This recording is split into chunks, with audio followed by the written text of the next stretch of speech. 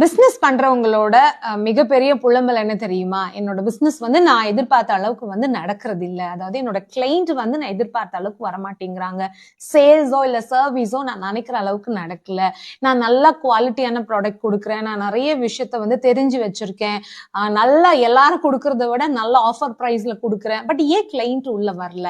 இது எல்லார் மனசுல இருக்கிற மிகப்பெரிய கேள்வி. நான் ஒரே ஒரு விஷயம் கேட்கறதுக்கு ஆன்சர் பண்ணுங்க.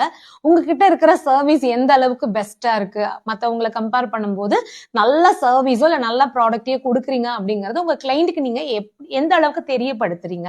தெரியப்படுத்துறதுன்னா இது ஒரு நாள் பண்ணிட்டு விடுற விஷயம் இல்ல. ஸோ டெய்லி உங்களோட மார்க்கெட்டிங்கான டைமை ஒதுக்குறீங்களா அப்படிங்கறத நீங்களே நல்லா யோசிச்சு பாருங்க.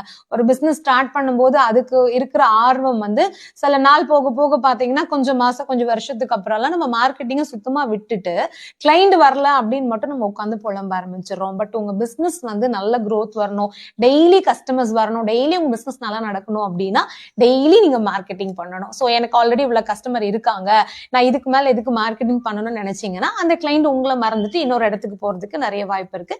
அண்ட் புது கஸ்டமரையும் உங்களால உள்ள கொண்டு வர முடியாது. ஸோ எப்படி நம்ம ஒரு பிசினஸ் பண்ணும்போது அதுக்கு உண்டான வேலையை செய்யறோமோ அதே மாதிரி மார்க்கெட்டிங் அப்படிங்கறதும் ஒரு வேலை. அதை நீங்க டெய்லி மிஸ் பண்ணாம பண்ணீங்கன்னா தான் உங்க பிசினஸை டெவலப் பண்ண முடியும்.